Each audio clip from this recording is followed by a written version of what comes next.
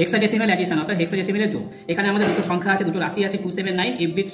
এই দুটো রাশির মধ্যে হেক্সাডেসিমাল নিয়মে আমাদের যোগ করে দেখাতে হবে। হেক্সাডেসিমাল মানে কি 0 থেকে 9 আর এ থেকে F, 0 থেকে 9 10, এ থেকে F 6, 16 অর্থাৎ 16 হচ্ছে হেক্সাডেসিমালের ভ্যালু। তো 0 থেকে 9 আর এ থেকে F, এখানে 16 খানা, এই 16টার মধ্যে 0টাকে বাদ দিয়ে যদি আমরা কাউন্টিং করি তাহলে 9 এ মানে 10 হয়, 11 12 13 14 15 অর্থাৎ 15টা সংখ্যা দাঁড়ায় 0টাকে বাদ দিয়ে।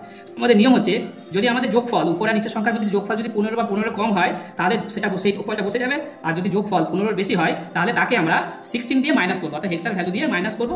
মাইনাস করার পর যেটা হবে সেটা বসে যাবে আর পরবর্তী সংখ্যার সাথে 1 যোগ হবে। তো 9 এর দিনে কত হলো 12, 9 3 যোগ করলে 12 হয়। 12 মানে কত সি, 12 মানে হচ্ছে সি। 7 আর বি, বি মানে কত 11, তো সি আর বি 11 কত হলো 18 হয়। এই যে 11, বি মানে হচ্ছে আমাদের 11, তো 80 থেকে আমরা 16 মাইনাস করবো 2 হবে, হাতে আমাদের +1 অ্যাড হবে। তো এফ মানে কত, এফ মানে 15, তো 15 2 6 17 18, 18 থেকে আমরা আবার 16 মাইনাস করবো, তাহলে কত হবে 2, আবার আমাদের হাতে ক্যারি 1 হয়, 1টাকে আমরা এখানে বসিয়ে দেবো। তাহলে আমাদের আনসার হলো কি 1 2 2